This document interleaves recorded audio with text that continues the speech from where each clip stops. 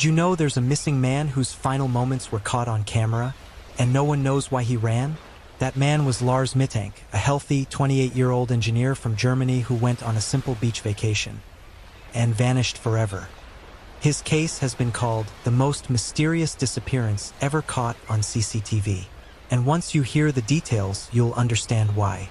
Lars flew to Varna, Bulgaria, with a few close friends in July 2014.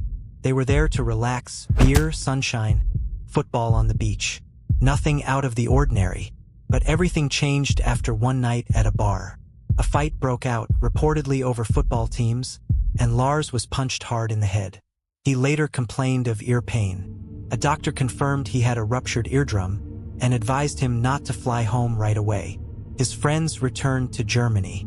Lars stayed behind, alone. He checked into a cheap hotel near the airport, planning to rest and heal.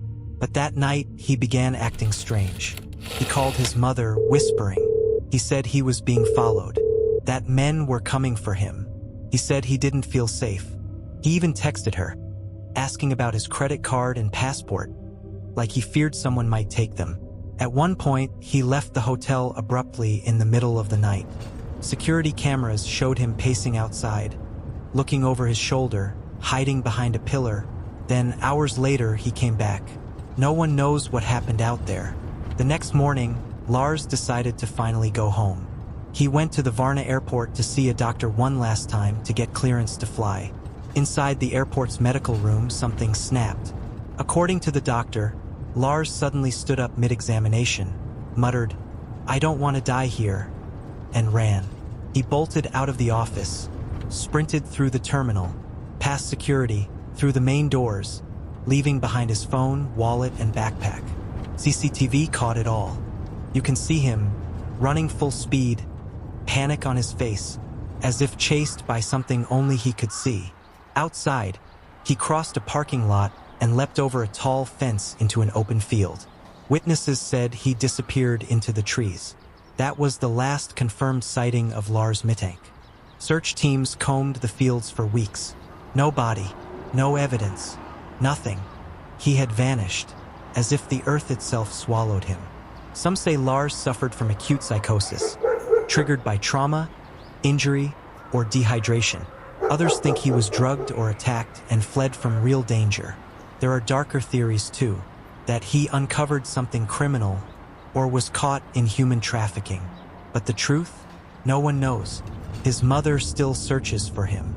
She says she sometimes dreams that he's out there, lost, confused, waiting to come home.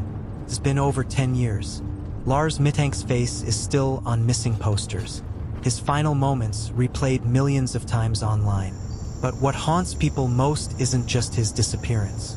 It's the way he ran, not like someone escaping trouble, but like someone escaping a nightmare. Because whatever Lars saw that day, it never stopped chasing him.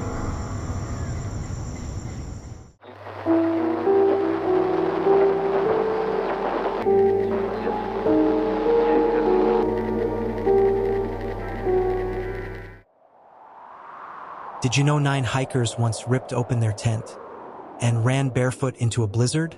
No one knows what they were running from, but in February 1959, deep in Russia's Ural Mountains, something happened that still chills the world to this day. They called it the Dyatlov Pass Incident. 9 young hikers, students from the Ural Polytechnic Institute, set out for adventure. They were led by Igor Dyatlov, an experienced mountaineer. They laughed, took photos, sang songs around the campfire. The cold didn't bother them. They were strong, skilled, and fearless. But the mountains were older than all of them. February 1st, they set up camp on the slope of Kolitsyakal, the Mountain of the Dead, in the native Mansi language. The wind was brutal that night. Their tent shook with every gust. But they stayed calm, wrote in their journals, cooked dinner, and settled in to sleep. They never saw the sunrise. When they failed to return, search teams were sent. Days later, rescuers found the tent, collapsed, half buried in snow. The strangest part? It was ripped open from the inside. Footprints led down the slope, barefoot, some only wearing socks or underwear. The rescuers followed the tracks until they ended near a forest. There, they found the first two bodies, frozen beside the remains of a small fire. No shoes, no coats, just fear carved into their faces. More bodies were found further up the hill, sprawled, crawling toward the tent. But 4 of them were different. Their injuries were horrifying. 1 had a fractured skull. 2 had shattered ribs, as if crushed by something immense. And Ludmila, her tongue was missing. Theories flooded in. Some said they were attacked by the Mansi tribe, but there were no footprints but their own. Others said a secret Soviet weapon test caused an explosion or radiation leak. Some of the clothes were radioactive. And then came the strangest stories, of orange lights in the sky, of an inhuman scream echoing through the storm. Imagine it. You wake up to something scratching your tent. You hear screams, maybe voices. Panic spreads. You grab a knife, slash your way out, and run into minus 30 degrees. Barefoot.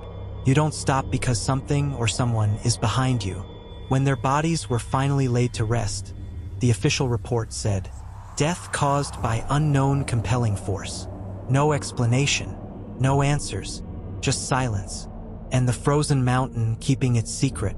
To this day, no one truly knows what happened on that mountain. Some say it was an avalanche. Some whisper it was something not of this earth. But the truth lies buried beneath the snow, and the mountain is still waiting for its next visitors.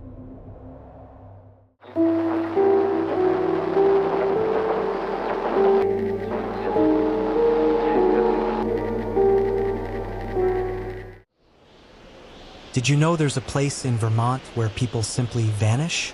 No bodies, no clues, just whispers in the wind. Between 1945 and 1950, 5 people disappeared in the same stretch of forest near Glastonbury Mountain. Locals started calling it the Bennington Triangle. Glastonbury was once a small logging town, but the forest didn't want them there. Strange accidents, strange echoes. The town was abandoned long before the vanishings began. But the mountain, it never forgot. It started with a man named Midday Rivers, a seasoned hunting guide. He knew every trail, every tree. But one afternoon he walked ahead of his group and never came back. His tracks led down the path, then stopped, as if the earth itself swallowed him. A year later, 18-year-old Paula Weldon, a college student, went hiking on the same trail. She was last seen walking along a dirt road in a bright red coat. Search parties scoured the woods for weeks. Bloodhounds, helicopters, hundreds of men. No tracks, no scent, nothing. It was as if she had stepped into another world. Then came more. A veteran named James Tedford vanished from a moving bus. Witnesses said he was there one moment, gone the next. A boy named Paul Jepson disappeared near the same area. His dog returned alone, trembling. Each case stranger than the last. Frida Langer was the last. She slipped during a hike, told her cousin she'd change clothes and catch up. She never did. 6 months later, her body was found in an area already searched, with no explanation how it got there. No cause of death, no footprints. Some blamed wild animals. Others said serial killers or secret military experiments. But local tribes spoke of something older, a cursed mountain that feeds on those who wander too far, a place that moves between worlds. Even today, hikers say they feel watched near Glastonbury. Compass needles spin, voices whisper their names, and sometimes footprints appear beside their own, then vanish when they turn around. 5 gone without a trace, 1 mountain, 1 silence that never ends. Some places don't just take people, they keep them.